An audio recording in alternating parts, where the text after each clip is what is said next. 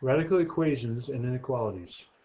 We're going to take a look at solving equations that have radicals in it and see how they compare to when they have a power of 2 in them. The first example here has a radical with y minus 2 inside it. Our first thing is, before we can undo that square root, is to isolate that root. Now I'm going to kind of prep you with this little piece of information here. We want to isolate the most complex root, and the most complex is whatever has the most inside the parentheses, or inside the square root. We do the inverse operation to undo the root, and when it's a square root, the inverse operation is squaring. If it's a cube root, the inverse operation is cubing, etc. Solve, if there's 2 radicals in there, at that point you would solve for the next root. And you have to always check your answers. Alright, so the first thing we're going to do as we look at our rules here is to isolate the most complex root. So in that case, we are going to add 1 to both sides. That will give us y minus 2 equals 6. We will undo the square root by squaring. We have to do that to both sides. That will give us y minus 2 equals 36. Add 2 to both sides. We have y equals 38. Now that is acceptable. We have to check it to make sure we can keep it. We go back up to the original equation and we plug it in. 38 minus 2 minus 1 equals 5.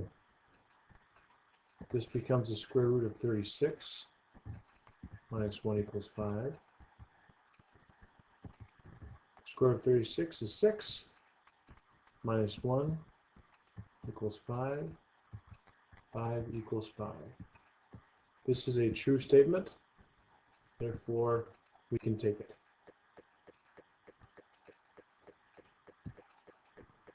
Here's an example where we have 2 radicals.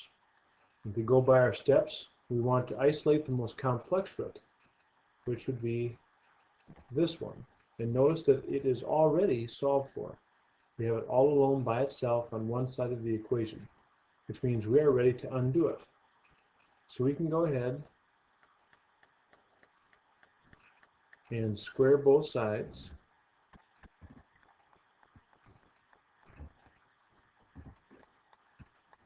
We will get x minus 12 equals, and here's where we have to be very careful and understand what is occurring.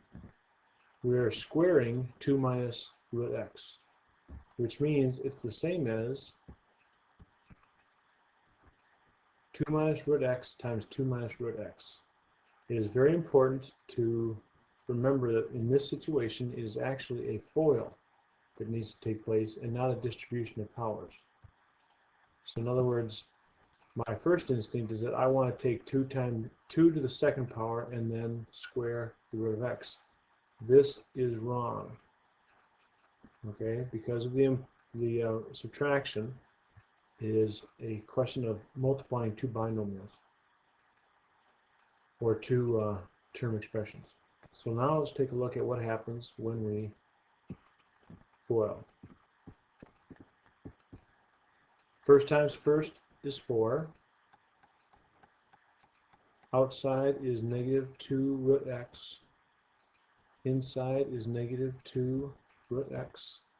And last, negative times a negative is a positive.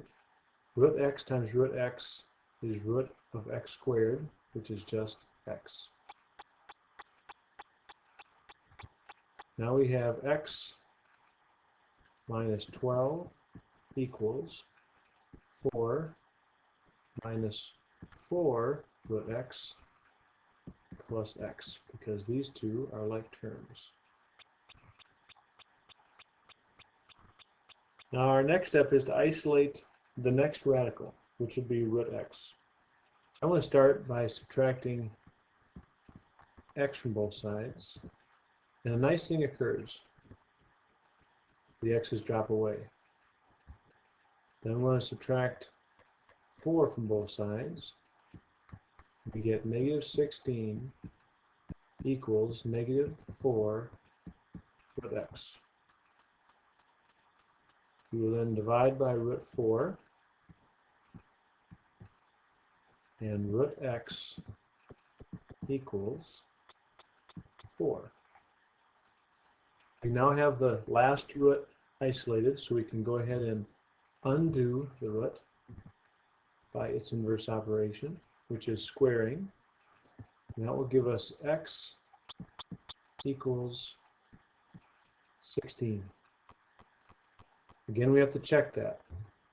If we go to the original, we have square root of 16 minus 12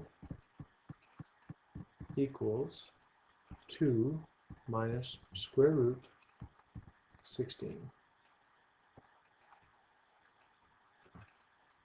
This will give us the square root of 4 equals 2 minus 4.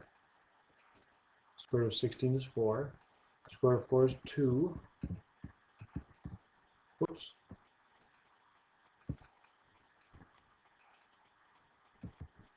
And this will give us 2 equals negative 2. This is not true.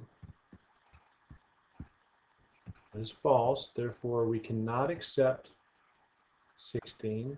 16 is considered an extraneous solution.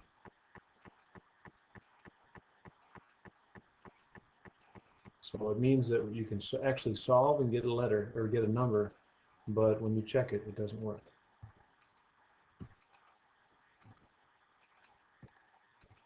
Cube root equation.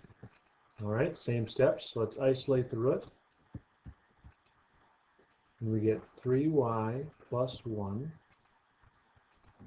to the 1/3 power, which is a cube root, equals negative 5. Now we can undo a cube root by taking it to the 3rd power. That'll give us 3y plus 1 equals negative 125.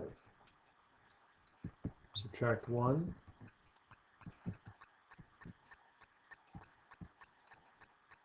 Negative 126. Divide by 3. And y is equal to negative 42. We check that, and we get 3 times a negative 42 plus 1 to the 1/3 power plus 5 equals 0. That will give us negative 126 plus 1 to the 1/3 power. This will give us negative 125 to the 1/3 power. And that would be negative 5 plus 5 equals 0. 0 equals 0. This is a true statement, so we can take it. And that is our answer. I'll stop at this point and I will save it and have a part B for this lesson.